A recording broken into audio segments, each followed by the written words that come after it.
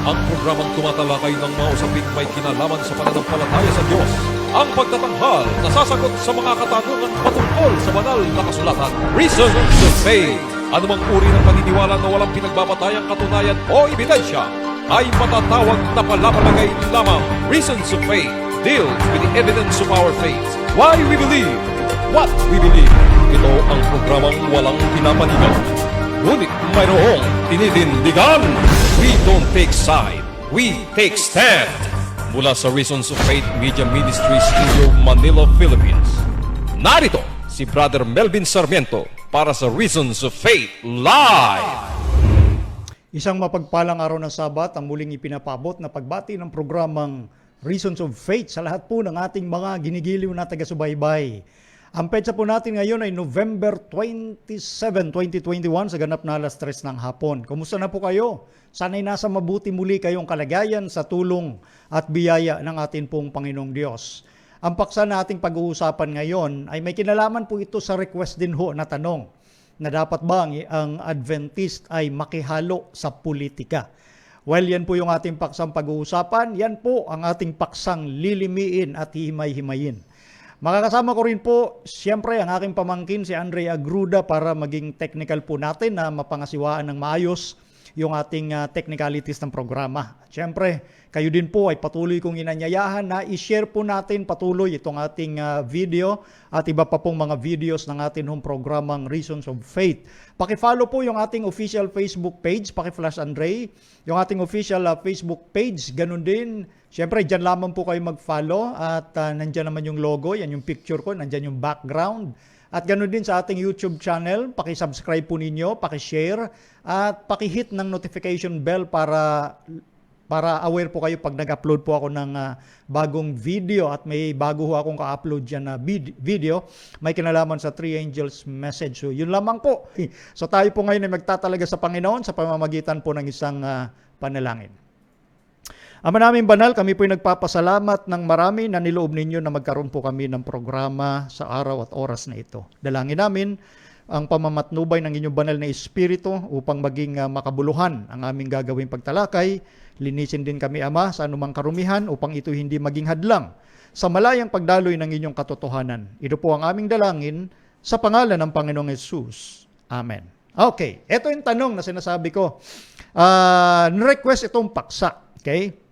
Galing kay Brother Alvin Martin. Paki-flash and ray. Sabi niya, good evening po, Brother Melvin. Pakitalakay with biblical proof or galing sa sulat ni Mrs. White.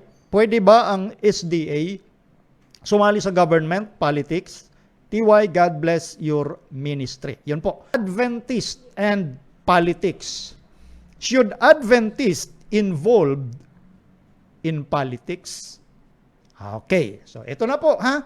Doon sa iba nating mga kapatid, pakinggan nyo po itong mabuti, no? Meron hong inilagay doon sa ating ministry magazine, Adventist and Politics, at babasahin ko po ito, yung kabuuan ng sinasabi din ho doon. Ang sabi dito, the correct application of this and similar statements hinges on the accurate meaning of the terms political and politics. Webster's New International Dictionary, 2nd edition, defines politics and political in the following two ways. 1. Politics. The science and art of government. Political or pertaining to polity or politics or the conduct of government of or pertaining to those who make a business of politics or politicians in their partisan inactivities, as he is actuated by merely political motives. The Encyclopedia of Social Sciences, Volume 6, page 225, states concerning the import of politics and political goals. Politics frequently has unpleasant connotations. The use of the term in the bad sense implies a milieu hospitable to scheming and manipulations. Yan po ay nakalagay sa ating Adventist and Politics 2 Ministry Magazine, especially noong 1968. No? So pinaliwanag dyan na dito sa ikalawang bahagi, merong sinasabing, kumbaga, hindi maganda ang tunog pag sinabing politika. Pero ang politics per se, yan po ang agham or science at sining ng gobyerno, yung pamamahala, no? Yung pamamahala, mga pulisiya ng bansa. Yan po yun. Pero yun nga, yung tunog ng politics, especially sa ating kapanahunan, hindi maganda. Di ba? Generally speaking. O ngayon, diretso na tayo, no? Sabi ho sa Bible, ito ho ang dapat maintindihan ng lahat ng mga nakaupo, no, na puno sa buong mundo, hari man yan o presidente man. Sabi rito sa Daniel chapter 2, verse 21. At kanyang binabago ang mga panahon at mga kapanahunan. Siya'y nag-aalis ng mga hari at naglalagay ng mga hari. Siya'y nagbibigay ng karunungan sa marunong at ng kaalaman sa makakaalam ng unawa. Yan. Yan po ang sabi sa aklat ni Daniel. Ang Diyos, siya mismo ika, nag-aalis at naglalagay ng mga hari. Meaning to say, ang Diyos ho ang may control.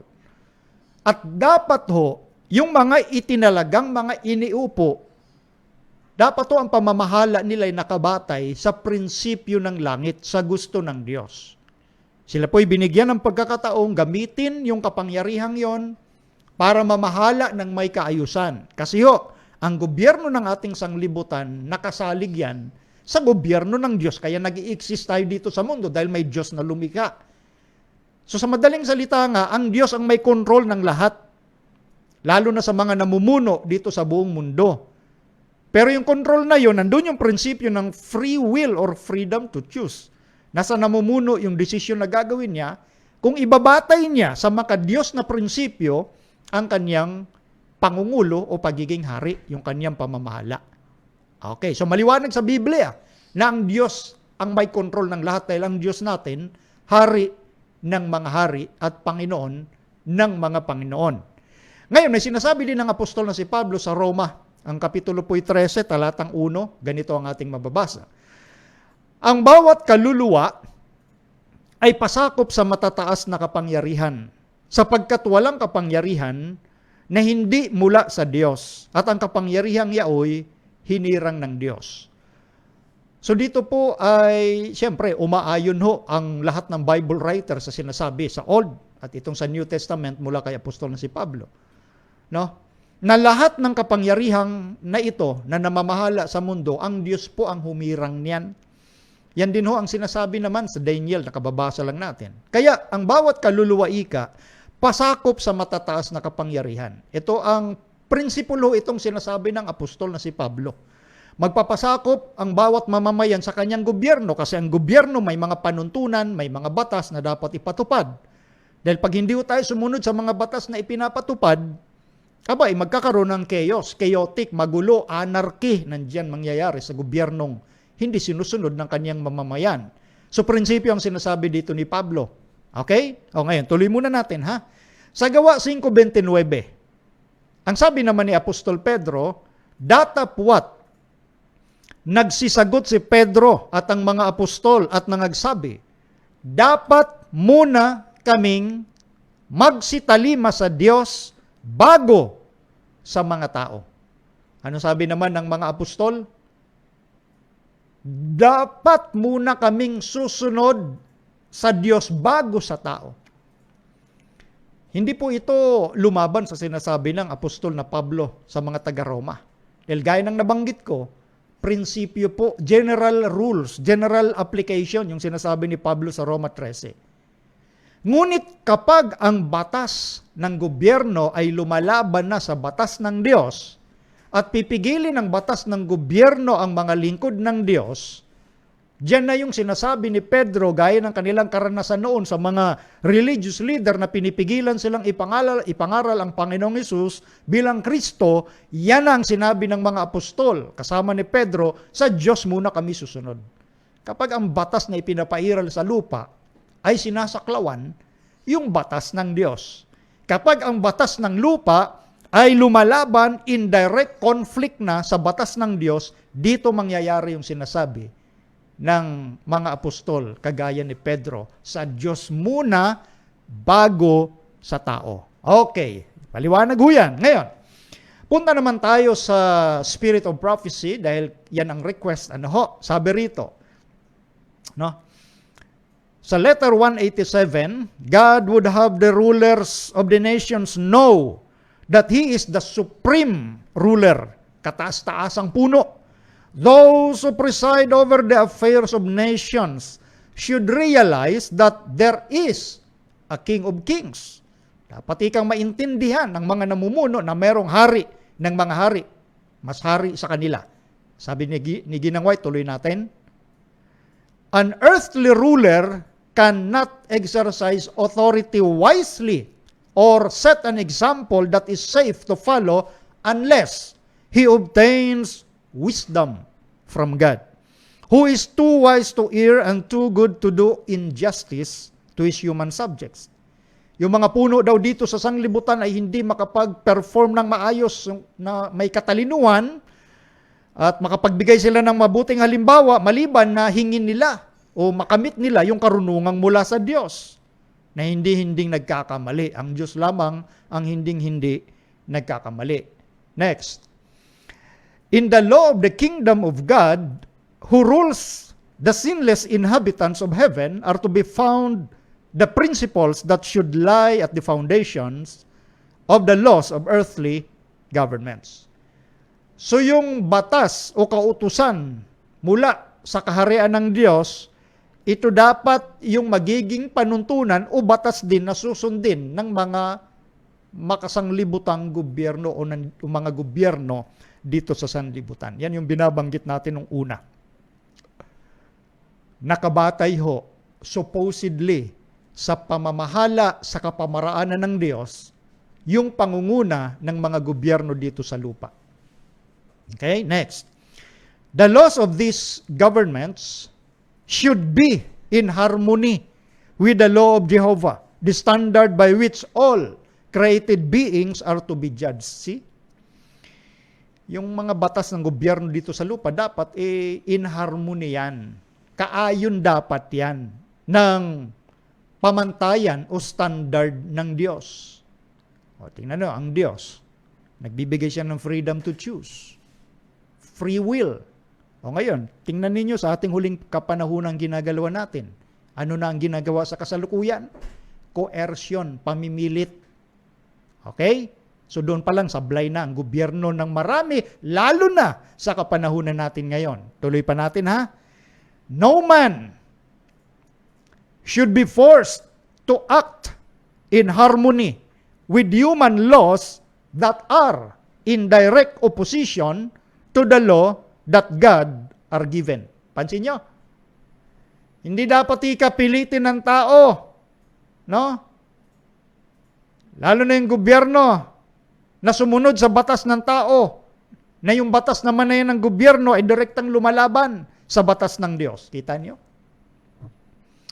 Habang nandito pa ho tayo sa sanglibutan, ganyan talaga yung ating sitwasyon. Hindi ito yung, kumbaga, hindi pa ito yung sanglibutan na pinapanahanan ng katwiran. Wala pa ho ngayon. Darating pa lang ang Panginoon. So dito pinapakita natin ho, kung anong uri ng mga prinsipyo ang dapat nating maintindihan sa gobyerno, na maintindihan nila at gawin para makapamuno sila ng may kaayusan at hindi yung ibang espiritu ang kanilang kapamaraanan.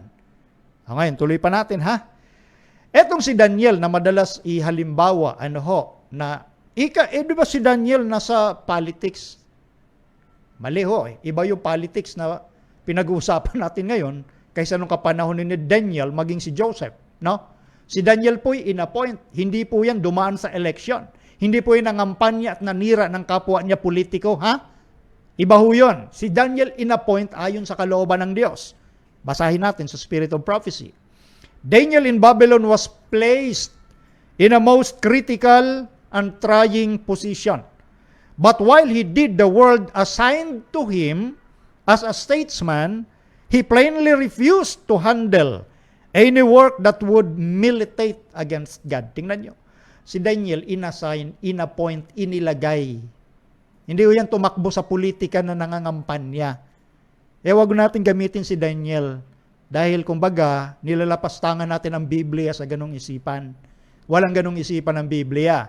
Walang ganong pamamaraan nun dahil yun nga, hindi ho sila, kumbaga gobyernong tulad natin ngayon na may tinatawag na democracy, sabi nila. No? Noon ay hari. So inappoint si Daniel at ang kanyang mga kasama dahil sila ay nagamit ng Diyos sa puntong yon Ginamit sila ng Panginoon. So, may approval ng Panginoon, yung assignment na yun, pag-assign, paglalagay kay Daniel. No? Maliwanag ho dyan. At si Daniel, tinatanggihan niya yung hawakan yung isang gawain na magdudulot ng paglaban niya sa Diyos. So may integridad, malinis ho itong si Daniel bilang inilagay siya doon, hindi bilang politiko, kundi isang statesman or prime minister sa isang province ng Babylon. So wag ninyong ipareha sa ngayon, ng politics, kaysa during that time. Dahil again, yun ay makaharing gobyerno. Ngayon, yan yung tinatawag nating democratic form of government. Doon pa lang sa forma ng gobyerno, magkaiba na. Ba't pa natin ipipilit yung ngayon kaysa noon? Okay, tuloy natin ha. Next, Andre. Those who teach the Bible. Ito sabi sa Gospel Workers, page 391. Intindihin nyo pong mabuti, hindi si Brother Melvin ang nagsasalita. Binabasa ko po ito sa Spirit of Prophecy at kanina sa Bible dahil yun yung tanong ng kapatid. Sabi dito ni Ginang White. Those who teach the Bible in our churches and our schools are not at liberty to unite in making apparent their prejudices for or against political men or measures. We cannot, with safety, take part in any political scheme. Wala hong gray area dyan. Walang malabo ho dito. Doon daw sa mga nagtuturo ng Biblia sa ating mga iglesia, sa ating mga paaralan, ay walang kalayaang makiisa o labanan yung ibang grupo ng mga politiko. We cannot with safety, ayon sa kanya, take part in any political scheme. Hindi dapat tayo makikibahagi sa anumang kapamaraanan na may kinalaman sa politika. Unang bahagi pa lang yan. No? Dito pa lang walang gray area. Sasabihin ng iba.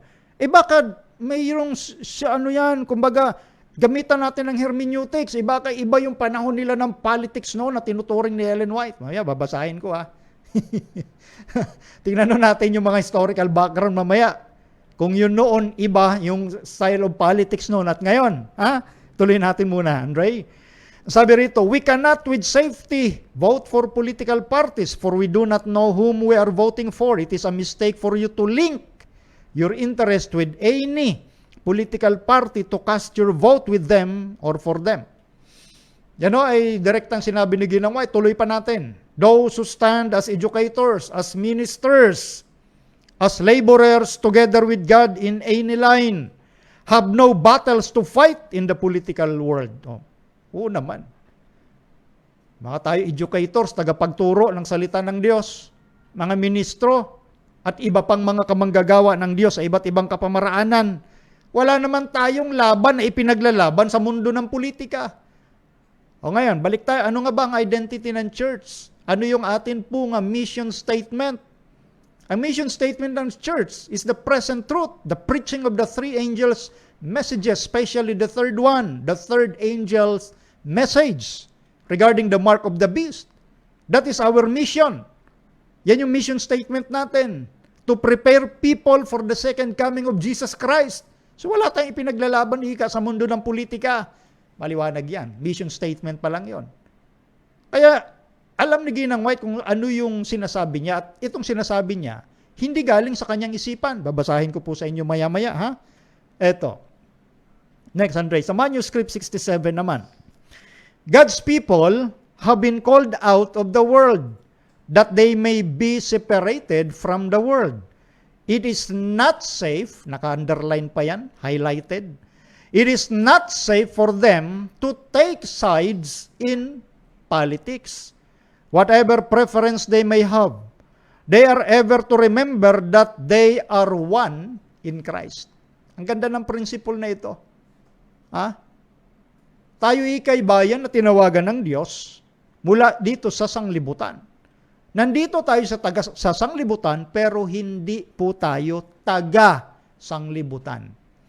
Tayo'y tinawagan mula sa sanglibutan. Bagamat nandito tayo sa sanglibutan, hindi po tayo taga sanglibutan.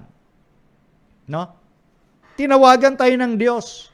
Separated. Kaya, supposedly, tayo po'y peculiar people. Kaya nga sabi ni Pablo, huwag kayong magsiayon sa sanglibutang ito. Roma 12:2. Dahil hindi daw ligtas, sabi ni Ginang White, it is not safe na magkibahagi tayo sa politika. Diretso na, sinabi ho rito. Ano mang preference meron tayo, bakit dapat nating alalahanin ika na si Kristo ang kaisa natin? O, kanino ba tayo nakipagkaisa? Di ba kay Kristo? O, tuloy natin ha, next. God calls upon them to enter their names as under His theocracy. He cannot approve of those who linked up with worldlings. We are entirely out of our place when we identify ourselves with party interests. Hindi daw sinasang-ayunan ng Diyos, no? Yung mga taong iuugnay yung kanilang sarili sa mga taga-sanglibutan.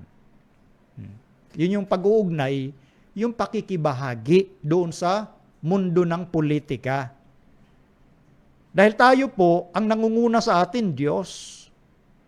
No? Maliwanag ang sabi ng ating propetisa.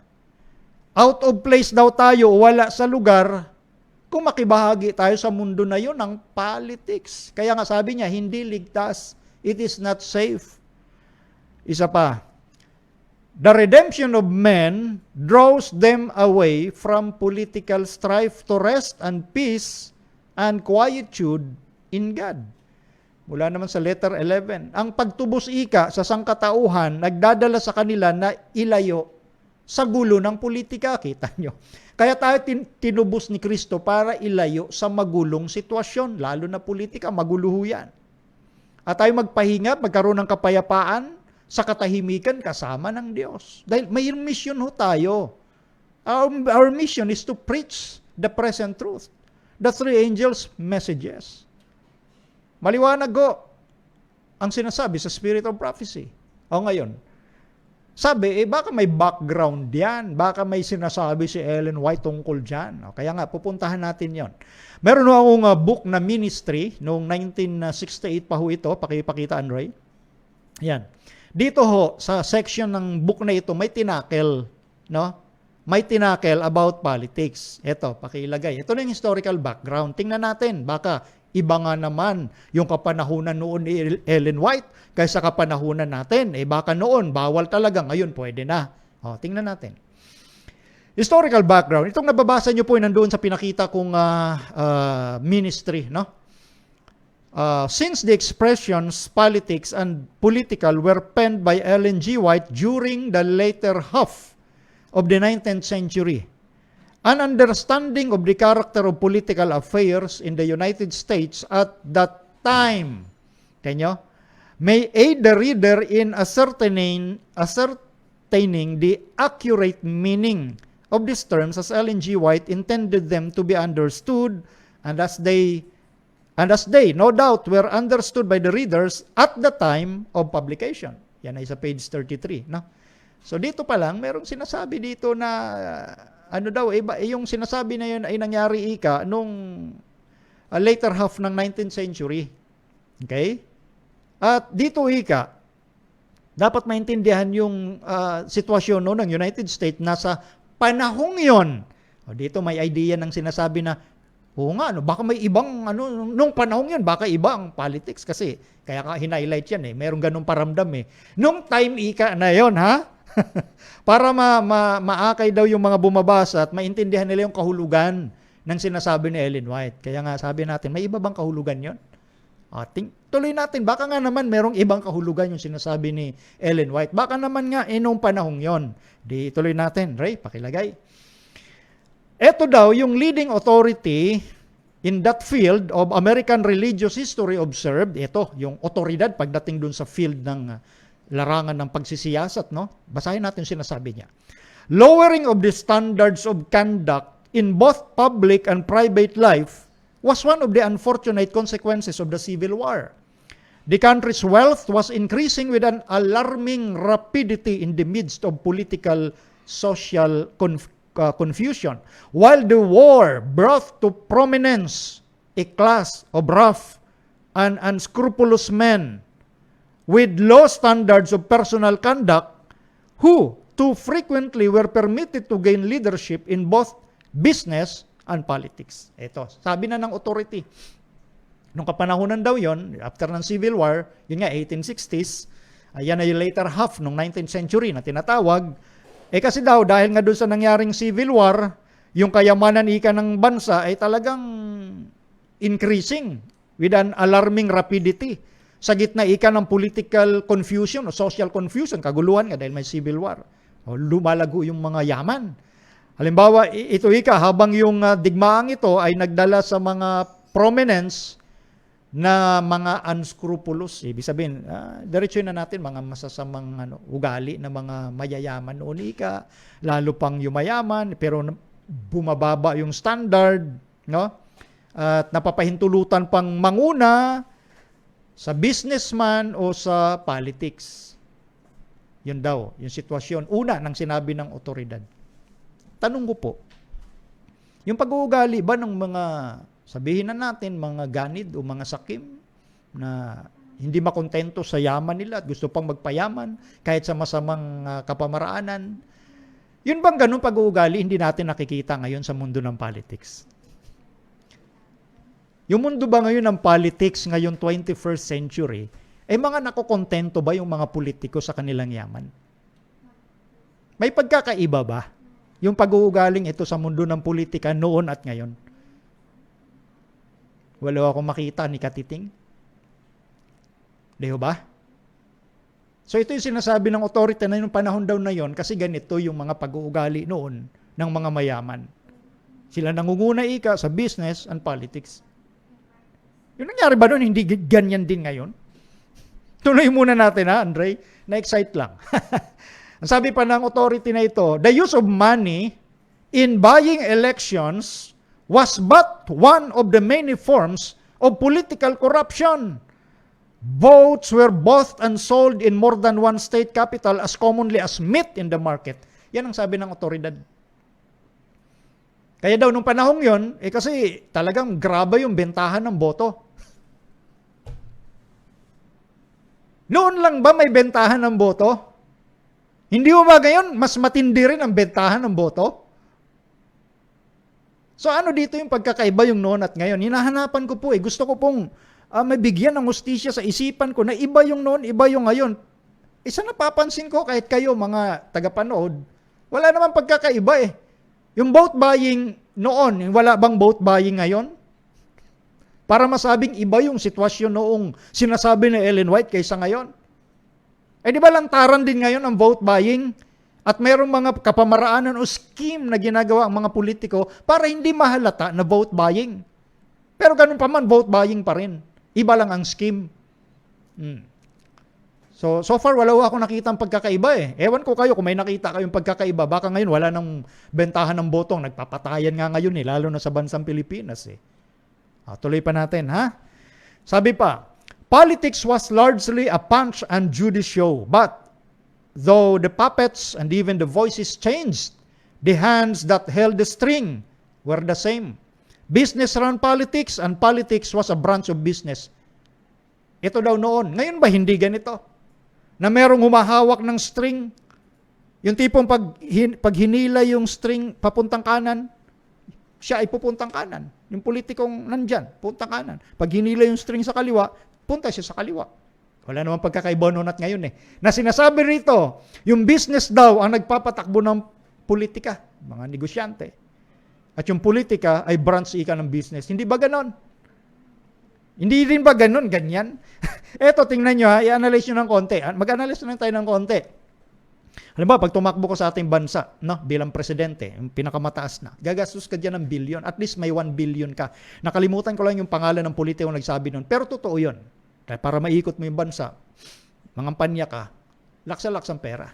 Kailangan mo. Billion ang pinag-uusapan, hindi milyon. Tapos ang sweldo mo lang, pag umupo ka dyan, hindi pa umaabot ng 200,000 per month. 100 plus lang sa pagkaalam ko. Gagastos ka ng billion para sa sweldong 100 million? O 100,000 per month? Di ba? Sa Congress, ganun din. At sinong nasa likod para mapunan yung pangangailangan mo? Di ba mga negosyanteng mayayaman? At pag halimbawa nakaupo ka na dyan, syempre may utang na loob ka na. Kaya sino ang nagbo-boom? Di ba aping-api lalo yung mga manggagawa? Hindi ko na palalawakin ho yun. Ang sinasabi natin dito, wala naman tayong nakitang pagkakaiba noon at ngayon. Tuloy pa natin, baka sakali may makita tayo. It began to look as though the national government had only one reason for existence, to promote the interests of the dominant party through proper distribution of the spoils. Ano daw? Para i-promote daw yung, kumbaga, yung pakinabang ng political at dominant party. Di ba ganyan din? Ano ba ang pinopromote? Yung hindi, di ba yung dominant, yung talaga nagdodomina? Siyempre, ipopromote niya yung kanyang, kumbaga, pakinabang. Iba ba yung noon at ngayon? Di ba ganyan din, no? Kaya masama ang tingin sa sa politics, sa pangkalahatan. Binabasa ko itong sa Ministry Magazine kasi gusto kong makita yung sinasabi nila na iba naman yung context na sinasabi ni Ellen White noon kaysa yung politika ngayon. And so far, mula sa authority, sangayon dito sa libro, mula sa authority, yun ang sinabi niya, napansin niya sa mundo ng politics noon. Vote buying, wala bang vote buying ngayon? Yung mga nangunguna negosyante noon, hindi ba negosyante nangunguna ngayon? Di ba kaya, lalo na sa mga third world countries, lalong hindi uunlad ho kasi ang nangangasiwa dyan yung mga elite businessmen. Yung tinatawag na aristocrat, yung tinatawag na mga Wall Street, yung tinatawag na mga oligarchs. Yan ang mundo ng politics. So wala hong pagkakaiba noon at ngayon ngayon, eto na. So nakita natin, naging fair lang ho tayo rito kasi baka iba ang context na sinasabi ni Ellen White noon. Kaya sinabi niya na as if, galing sa isip ni Ellen White yung sinabi Mamaya, basahin pa natin yan Ngayon, yung ating mga leaders noon, especially noong 1936 na si Francis Wilcox, 33 years, editor siya ng ating review sa ating mga major denominational journal. May sinabi rito si Wilcox noong 1936. Pakilagay yan, Ray. Ang sabi rito, what relation should Seventh-day Adventists sustain to the question of politics? Is it proper for them to exercise the right of franchise to go to the polls and cast their votes? We believe that this is their God-given and undeniable right. And this right they have chosen to exercise through all the years. Is it right for a Seventh-day Adventist to hold political office? Based upon the history of the children of God through the centuries, I must believe that this is consistent with Christian faith and practice. It is not for the church to advise any man to accept political position, nor has the church the right to deny any of its members this privilege and right.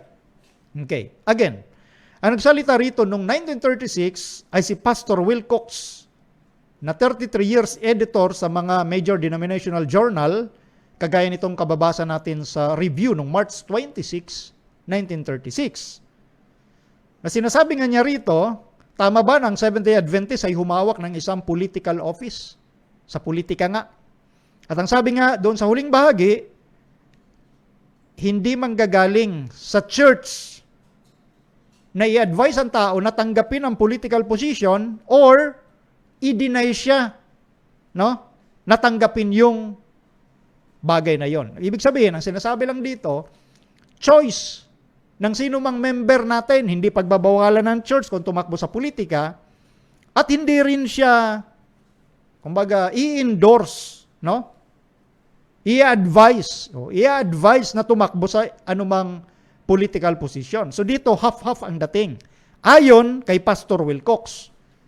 Okay? Kaya ko dinidiin yun, ayon kay Pastor Wilcox.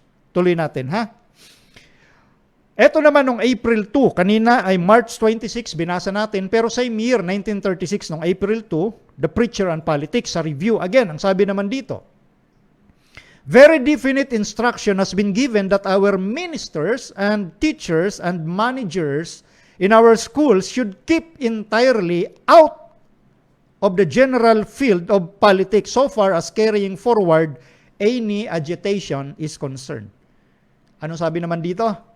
Definite daw yung pagtuturo o instruction. Definite, maliwanag yung turo na ibinigay sa ating mga ministro at sa mga guro maging sa nangangasiwa sa ating mga paaralan na huwag makisangkot, keep entirely out of the general field sa pangkahalatang lugar ng politics.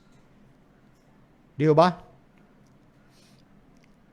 So, iba-iba yung sinasabi dito. Ngayon, tuloy pa natin. Again, kay Wilcox noong 1940 naman, 4 years after, October 10, 1940, they engage in no political agitation or discussion privately or in public.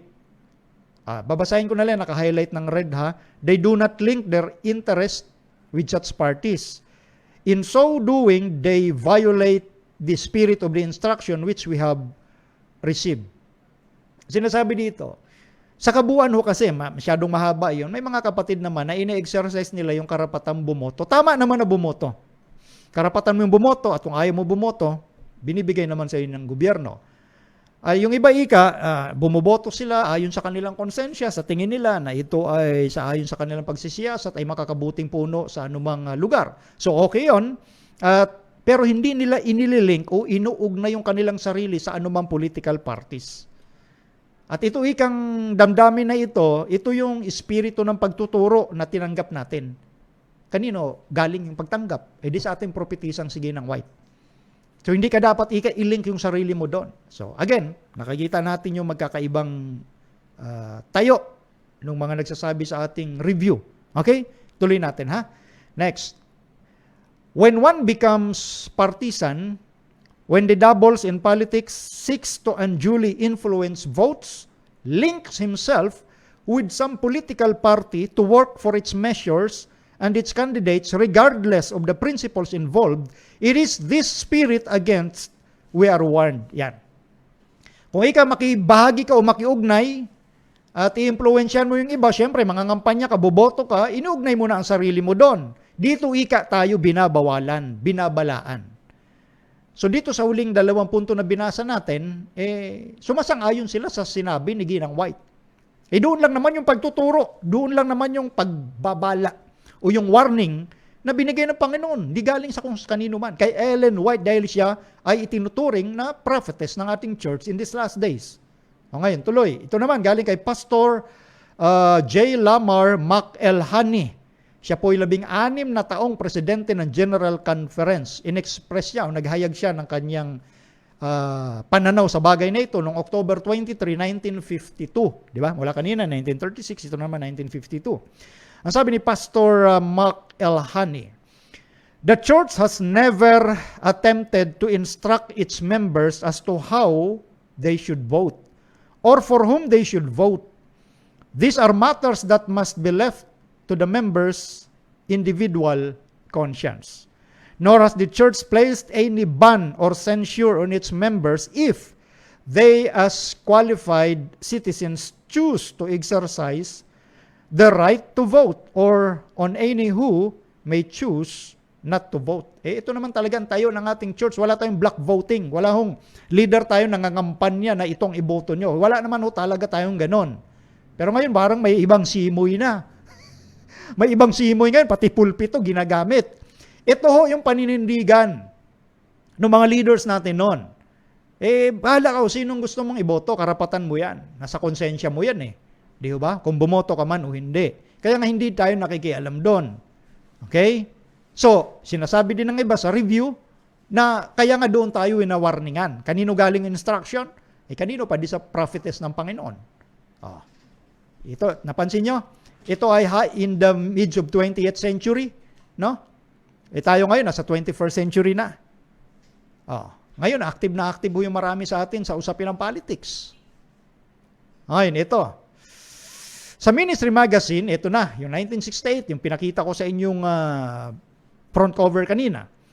He will condemn no one who, under full consciousness of the Spirit and doctrines of Christ, may decide to devote parts of his talents and time to the giving of sensible leadership to his local or national or world community. So dito, kumbaga, parang kanina, ina-analyze ko lang, kumbaga yung renda ng kabayo, mahigpit yung hawak mo para hindi siya makaalpas. No? Yung wild horse, hinawakan mong mabuti yung tali para hindi siya makaalpas. Pero dito, unti-unting pinapawalan ng konti. Dandahan. No? Na dito, May mga tao ika sa atin na talagang buo sa puso nila. Sila may espiritu ika at doktrina ni Kristo ang sinusunod. Pero kung mag-decide sila na makibahagi dyan sa politics, sa local man, national, or world community, kumbaga, hindi natin nahahatulan. Lagi na lang tayo nagtatago sa salitang hindi natin hinahatulan. Totoo naman, wala naman ho tayong paghatol na ginagawa kahit kanino. Matagal na nating sinasabi yan. Lagi na lang tayo doon nagtatago sa puntong yon. Dito, yung nabanggit kong pag-analyze, unti-unti nang, kumbaga yung higpit ng hawak mo, niluluwagan mo na. So, para lumalabas dito, hindi na masama na kung tumakbo ka doon, basta sinusunod mo ang utos ni Kristo. Wow! Direct opposite yung prinsipyong yon. Kasi yung sinasabi ng propetisa ng Diyos na sa Ellen White, galing kay Kristo yon, galing sa Diyos yon. Bakit natin paglalabanin yung utos ni... Sabi mo, masunurin ka sa utos ni Kristo, pero gusto mong gawin. Etong nilalatag natin, general principle ito. No? At ako, mas gusto kong paniwalaan yung sinasabi ng propeta ng Diyos kaysa sino man. Kaya nga tindig natin, Bible, Spirit of Prophecy, and our 28 fundamental beliefs. Mari tayong pwedeng mag-justify ng gusto natin, pero yan ay sarili mo lang unawa. Hindi yan galing sa propetisa ng Diyos. Ngayon, ito naman. Ito latest. Galing kay Pastor Ted Wilson ito, President ng ating General Conference. Sinagot niya ang puntong ito. Ang sabi niya ay ganito. Regarding involvement in political parties and processes, the Seventh-day Adventist Church believes this decision should be left to the individual and so does not give a specific recommendation on this. The Seventh-day Adventist Church is apolitical or avoids aligning itself with any political party. Agree. Sa sangayunan ko si Pastor Wilson ho dito, ang Seventh-day Adventist Church as a church, apolitical. Hindi ho tayo nakikibahagi sa politika. Bilang church, yun ang sinasabi niya ho rito. Kaya Seventh-day Adventist Church, hindi tayo nakikibahagi sa politika. At iniiwasan nating i-align yung ating sarili sa anumang political party. Okay? Pero ito yung punto na akin lang papansinin. Bagamat tama na ang desisyon ay ipaubaya doon sa mga taong pinili nila yung ganong desisyon. Ang aking napansin ho rito, meron nung sinabi ang propetisa ng Diyos. Pag sinabi ho kasi natin, tama naman na desisyon ng bawat isa, kung tumakbo man sila, Adventist yan sa politics, desisyon nila yon. Tama ho yan, desisyon nila yon. Pero ang punto, merong warning ang ating Diyos sa pamamagitan ng kanyang propetisa. Dapat to sasabihin muna natin yung sinabi ng Diyos sa pamamagitan ni Ellen White. And then, kung ang isang miyembro ng Adventist tumakbo pa rin, desisyon niya yon. But the point is, sinabi natin na may warning ang Panginoon. Kagaya ng binasa natin kanina, from 1936, bagamat magkakaiba yung pahayag doon, meron pa rin doon tulad ni Wilcox na tumitindig na sinasabi niya may turo sa atin dyan, may warning sa atin dyan. Hindi tayo makikisangkot. 1936 yon.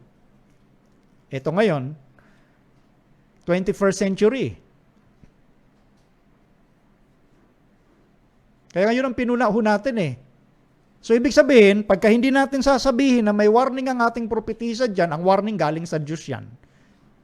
Kung hindi natin sasabihin at sasabihin lang natin, ang desisyon na yan ipaubaya sa bawat miyembro, para bagang wala akong liwanag na dumating sa atin kasi kanya-kanya na lang tayong desisyon. Yun yung sinasabi ko dito. Kung wala sanang sinabi, ang ating propetisa, ay di agree. Kanya-kanya tayo ng desisyon. Pero ang punto ko, dapat sasabihin natin na mayroong warning. And then, sa kabila ng sinabi natin yung warning, hindi bahala kayo sa desisyon ninyo. Kung nagpumilit kayo dyan, kayo ang mananagot dyan sa Panginoon. Di ba? Kaysa dong sasabihin lang natin, desisyon niya ng bawat isa, di parang walang liwanag na dumating sa atin. Tuloy natin, ha? Dagdag pa ni Pastor Wilson. Adventists may properly aspire to serve in positions of civil leadership. Nevertheless, we must remain ever mindful of the dangers that are associated with religious influence on civil affairs and assiduously avoid such dangers. O ngayon, tanong, ba't may naamoy na danger o panganib dito?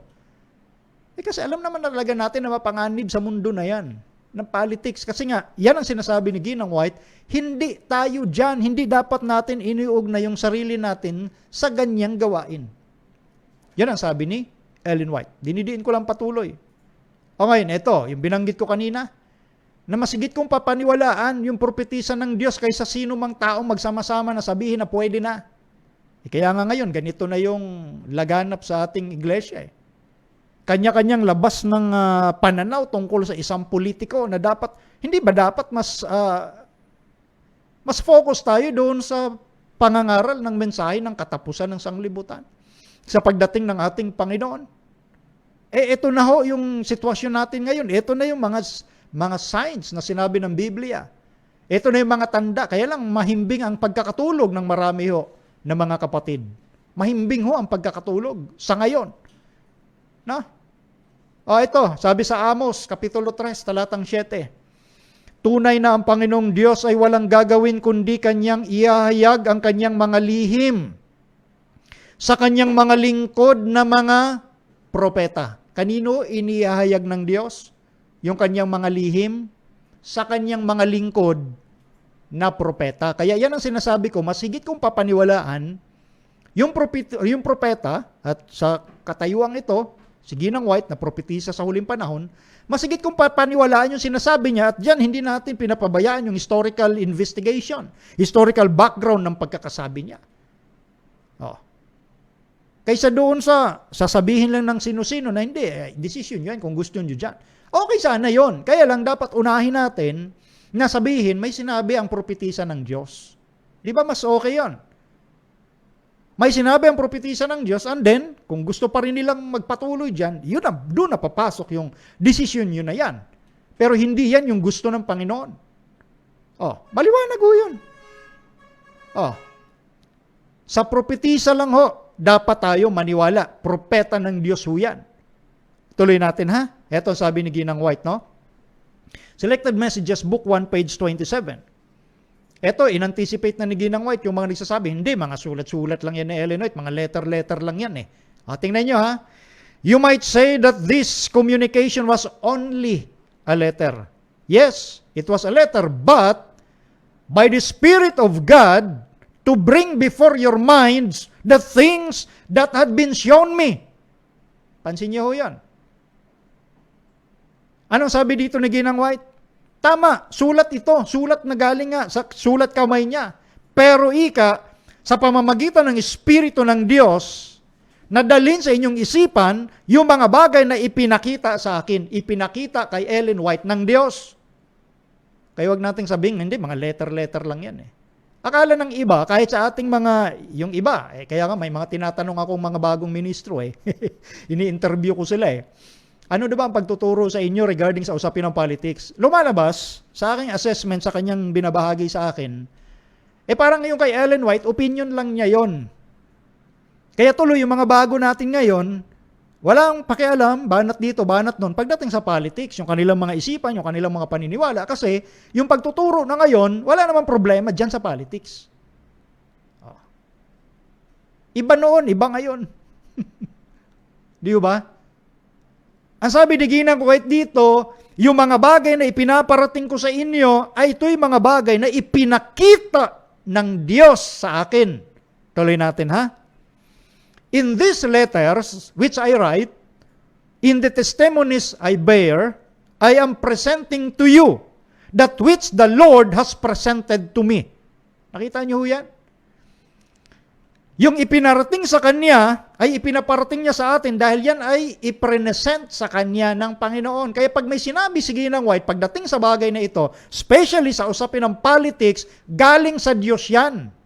At yan ay babasahin ko pa sa inyo maya-maya. Yung mabibigat na sinabi rito. Galing sa Diyos yan. Isa pa. Ang sabi ni Ginang White again, I do not write one article in the paper expressing merely my own ideas. They are what God has opened before me in vision. The precious rays of light shining from the throne. Ang sabi ni Ginang White, hindi daw siya sumusulat ng isang artikulo na para bagang galing lang sa kanyang ideya o isipan. Hindi. Ang sinasabi niya, Ito ika ay ipinakita sa kanya ng Diyos sa pangitain at yung mahalagang liwanag mula sa luklukan, of course, ng Diyos. Pero wag nating sabihin, hindi, parang opinion lang ni Ellen White pagdating, ito ang issue natin about politics. Pag sumulat sa Ellen White sa bagay na yan at dinirekta niyang sabihin yan, galing sa Diyos yan. Huwag nating maliitin yon. Kaya nga higit yung papaniwalaan, yung propeta, kaysa sino man taong magsama-sama, 1,000,000 man kayo magsusulat dyan na against sa sinabi ni Ellen White, na mga kapatid natin. Sa propetisa ho ako maniniwala. Isa pa, ang sabi pa niya rito sa letter 92, God has warned His people not to become absorbed in politics. We cannot bear the sign of God as His commandment-keeping people if we mingle with the strife of the world. Okay, tanyo? Ang Diyos, ika, ay nagbabala sa kanyang bayan na hindi tayo ma-absorb sa politics. Yun na nga. Makiugnay, makibahagi, makisama. Hindi ho ika natin madadala ang tanda ng Diyos bilang mga masunurin sa kanyang kautusan kung tayo'y makikihalo sa gulo ng sanglibutan. At sa context nito, sa gulo ng politics. As is ho yan. Diyos ang nagbabala. Kaya nga ginamit si Ginang White dahil siyang ang propetisa. Yun ang purpose ng isang prophet. Siya po yung ginagamit ng Diyos to guide His people, especially in these last days. Kaya ngayon madalas nating talakayin, no? Na may kinalaman halimbawa sa purpose ng pagtatayo ng sanitarium. Hindi yan para sa mga laboratory medicines. Yan sabi ni Ellen White. Hygienic principles ang gustong ituro, kaso hindi nga nangyari. O kung nakikinig na naman sila sa embas, dinasaktan na naman ang kanyang puso nito. Kaya hindi ho galing dito kay Brother Melvin yan. Di ba? Nagalungkat lang ho tayo ng mga sinasabi ng propetisa ng Diyos na pilit ibinabaon sa limot. At again, hindi ho tayo mahatol ng sino mang kapatid na involved sa politics. Ang sinasabi ko rito, sinasagot ko yung tanong mula sa kapatid. At doon sa iba na gustong makita kung anong sinasabi ng Bible at ng Spirit of Prophecy. Ngayon, sabi pa rito. Next. We are not to give our minds to political issues. God's people are walking contrary to His will when they mix up with politics. Ano daw? Hindi daw na dapat nating pag-ukulan ng ating isipan yung mga usapin sa politika. Kapag ganon, ikaw ay lumalakad contrary. Ano ba pag sinabing contrary? Di laban. Lumalakad ka laban sa kalooban ng Diyos kung makihalo ka sa politika. Di ba ngayon ganyan? Nagmi-mix up tayo sa mga political issues. Di natin mapigilan yung ating sarili na ipagtanggol yung gusto nating politiko, na sirain naman yung hindi natin gustong politiko. Isipin mo mga Adventist yan, ha? May liwanag na sinabi ang Diyos pagdating sa ganitong bagay. Pero yung ibang mga naturuan na dapat ding magturo at mag-guide sa kanyang bayan, iba na ang tinuturo sa kanila na para hindi, ano lang yan ni Ellen White. Komentary lang niya yan. Kaya nga binasa ko na kanina yung paunang sinabi ni Ginang White, na huwag ninyong isipin na yung mga sinusulat ko sa anumang artikulo galing sa sarili kong isipan. Pinakita ika sa akin yan ng Diyos, kaya dinadala ko sa inyo kung paanong ipinakita sa akin ng Diyos. Babala nga Ay, syempre, yung iba talaga, gusto nila pa rin gawin, hindi nila, kumbaga gusto nilang kamutin yung kati nila sa politika Hindi nila mapigilan yung kati, gusto nilang makisangkot, makibahagi, makipagbakbakan, lalo na sa mga forum-forum, pag pinag-usapan yung paninira o gusto nilang politiko. Kapag ganyan ang ginagawa natin, lumalakad tayo laban sa kalooban ng Diyos. Dahil una nga, hindi yan ang mission natin. No? Tuloy pa natin, patapos na tayo. The Lord has been greatly dishonored by His people catching up the issues that arise in this time of test and trial. His people are to keep free from politics. They are to stand as a separate, peculiar people. Mas matindi ito. Bukod kanina sa lumalakad ka laban sa kalooban ng Diyos, pag nakibahagi ka dyan, ang Diyos daw ay nadidishonor greatly, lubhang napapawalang dangal natin. Dahil lagi tayo nandun sa usapin ng politika. Kaya dapat layuan natin yan, keep free from politics. Tayo'y tumayo bilang separate at peculiar o kaiba. Iba ho tayo. Ganun ho yun. Iba. Paano tayo makita ng pagkakaiba kung nandun din tayo? Tuloy natin. Neither you nor any of your brethren had any work to do in arguing or writing or taking any part whatever in politics. God was dishonored by all who acted any part in politics. Yan ho. Wala tayo, kumbaga hindi yan ang gawain natin na makipagtalo sa pagsusulat man yan o ano pang yang usapin na yan, ano pang opinion natin dyan sa politika. Ang Diyos ay napapawalang galang sa mga nakikibahagi sa bagay na ito. As is ho yung binabasa ko sa inyo at yung sinasabi ni Ginang White, ipinakita sa kanya ng Diyos. Kaso marami sa atin gustong maging uza. Ayan. Marami sa atin gustong i-justify yung sarili na, hindi Panginoon, mahuhulog yung kaba ng tipan, natisod yung baka, ba't mo naman pinatay si Uza? Gumagawa lang siya ng mabuti. Kaya ako papasok dyan para makatulong. Bakit kulang ba ang Diyos? Pag may sinabi sana ang Diyos, sundin na lang natin. Ganun naman panawagan ng Biblia. Marami sa atin gustong maging Uza. Ang dami nating katuwiran na ikapapahamak natin. Ang tanging pagiging ligtas natin ay sa pamamagitan ng obedience, pagsunod. No? Obedience is better than sacrifice. Wala ang mission natin sa bagay na yan . Ito, pakita natin uli para maiparating sa ating isipan maipalala sa atin. Manuscript Releases, Volume 3, page 41, paragraph 3. God has chosen a people who are to proclaim the third angel's message to the world. They are to be separate and peculiar people in this world of churches who are transgressing His commandments. Tayo ay piniling bayan para ipangaral yung mensahe ng ikatlong sinugong anghel. Inulit na naman na dapat tayo separate, bukod ho tayo peculiar, naiiba ho dapat tayo Di ba? So yan ipinaparating lang natin kung ano sinabi ng Spirit of Prophecy. At ng Bible. Ang sa Bible, puro principle. At yung mga lingkod ng Diyos, in-appoint, katulad ni Daniel, Shadrach, Meshach, Abednego, katulad ni Joseph. Siya in-appoint, hindi po siya inihalal, hindi po siya nangampanya sa pamamagitan ng miracle na ginawa ng Diyos sa kanyang mga kabataang ito na mga tapat. Doon sa mga nabanggit kong pangalan, mga kabataang naging tapat sa Diyos. Sila ay ginamit ng Diyos para mapagpala rin yung kanilang kapwa-tao. Hindi sila nangampanya at gumastos ng napakalaking pera at nandyan yung tinatawag na tukso na ikay maging korap. Di ba? Parang sinabi mo na may isang lubluban ng kalabaw, maputik yan.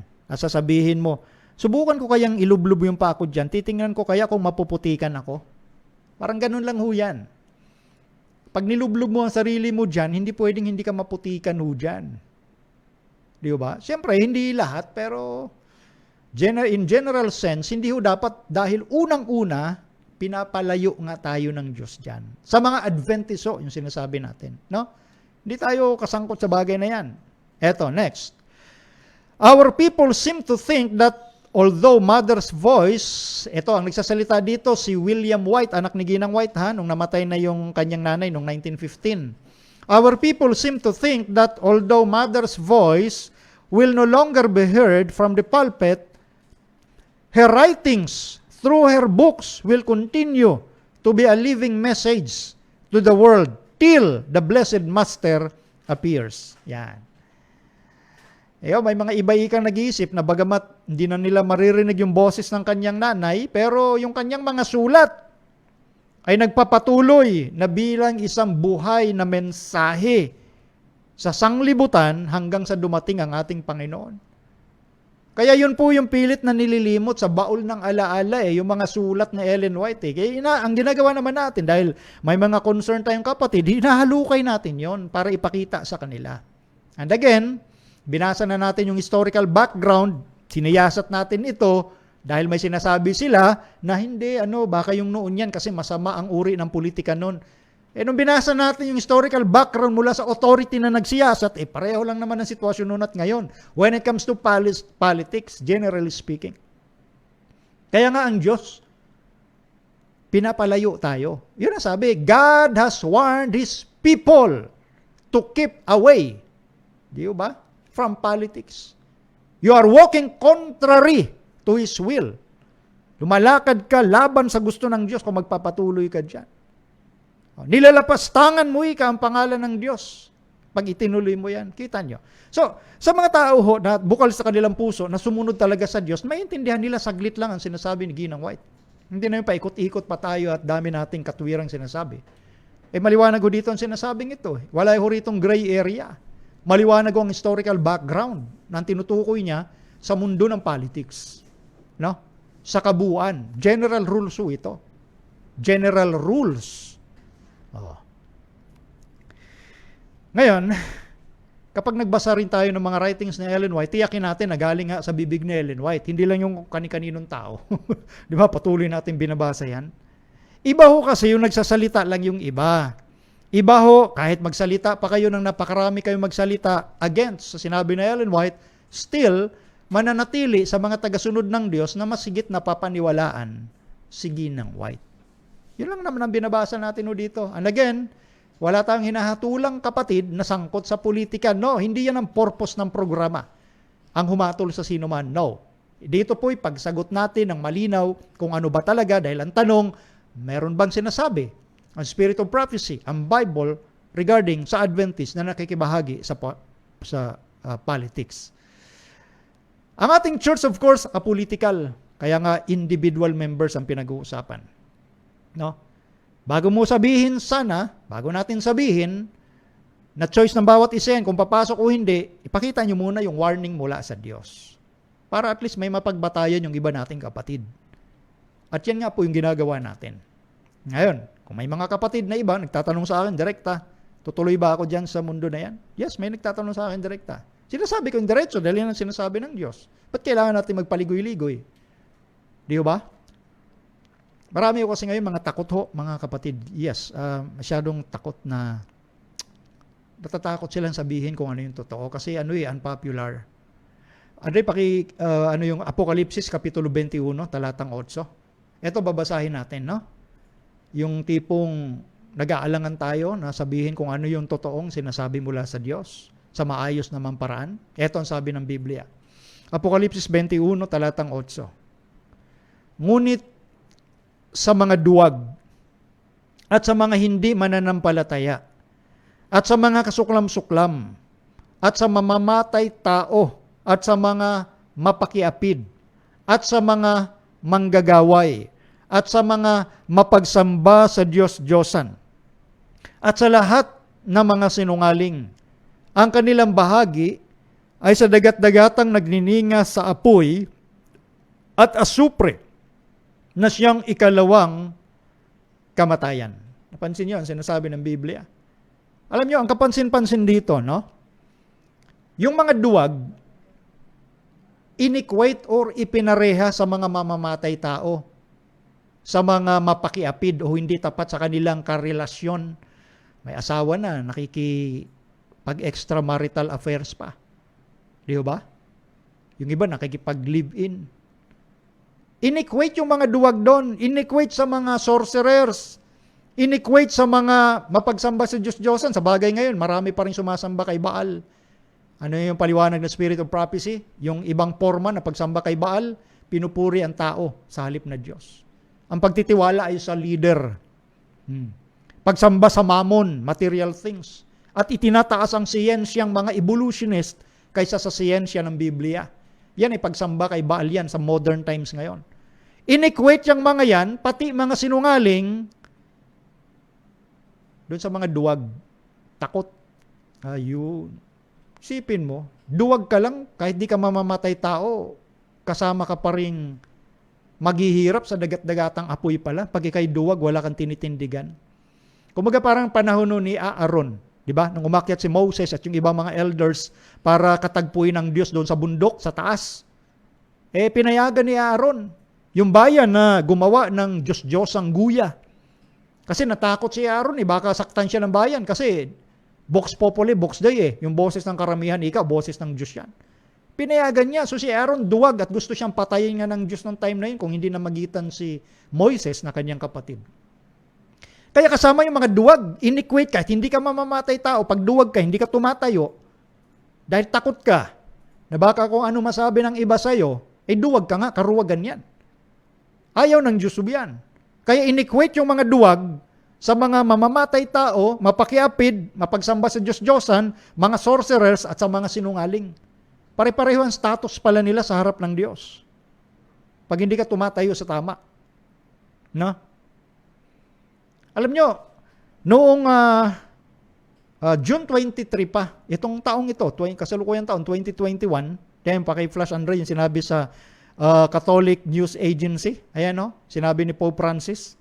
No? Pope Francis warns against preachers who sow division online.